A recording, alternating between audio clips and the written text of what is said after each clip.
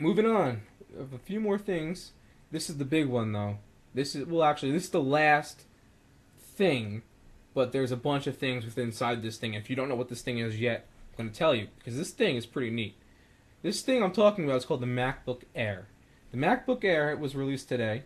Yes, it was released. It's coming. It's going to ship in 2 weeks or so, but you can pre-order it today. It was announced today. Essentially, it's the world's thinnest notebook, and from what I've seen, it probably is. I'm pretty sure that's what it is. Um, it's really really thin. It's 0.16 to 0.76. Yep, inches thinner, and it's thinner than the thinnest of the Sony TZ series.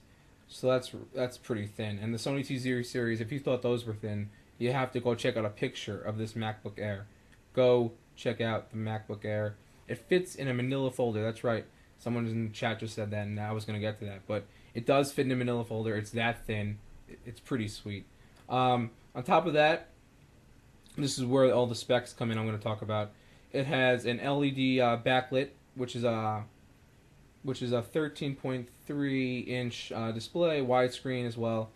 It also has an ambient light sensor on the keyboard, so that's really nice. So you can see what you're typing in the background if it's dark or whatnot. Also, here's where it's really pretty cool.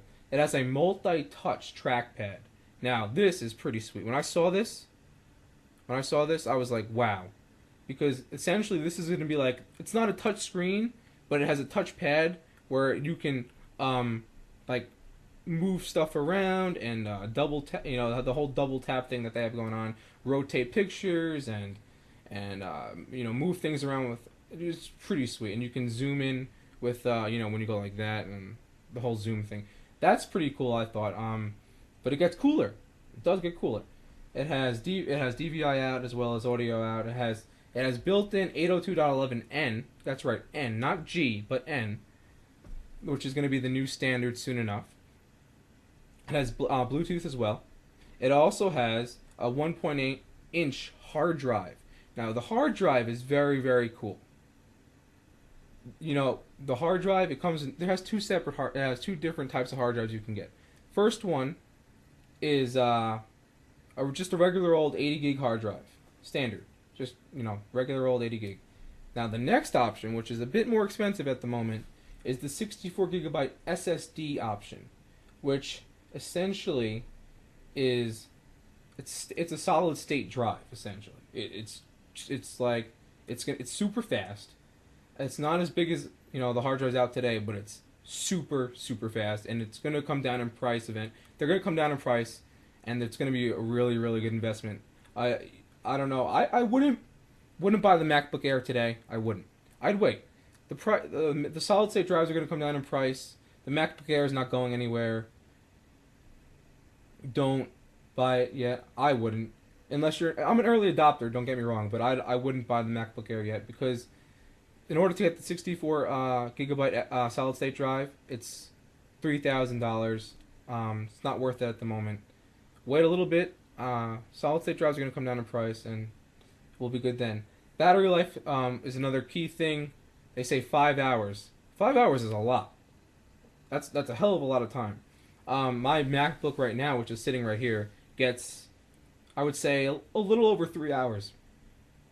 So 5 hours is another 2 hour jump, which is really really nice. Comes standard with 2 gigabytes of RAM. It's a fully aluminum case. It's kind of it's very green, I guess you could say, because it's good for recycling. Doesn't have any mercury or lead. It's very friendly to the environment. From what I'm reading, it starts at $17.99. Like I said, the solid state drive is $3,000 to get that if you want that model. It has an Intel Core 2 Duo chip, which is the standard for every MacBook Pro that is out today. And what's pretty cool about when they introduced the MacBook Air, though, when they were talking about the chip, the processor, which is, like I said, the Intel Core 2 Duo, they shrunk the chip. They shrunk the processor 60%.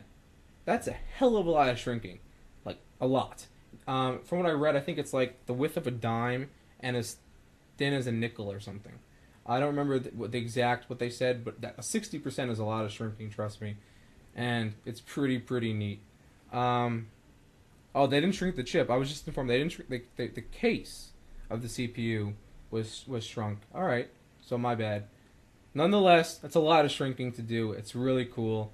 The MacBook Air is the biggest thing that they just released, and they also released iTunes 7.6, which is the new version of iTunes, which has the movie store with the rentals and all that good stuff you can download, and also has the available iPod updates as well as the iPhone. So go check everything out, guys. Apple.com.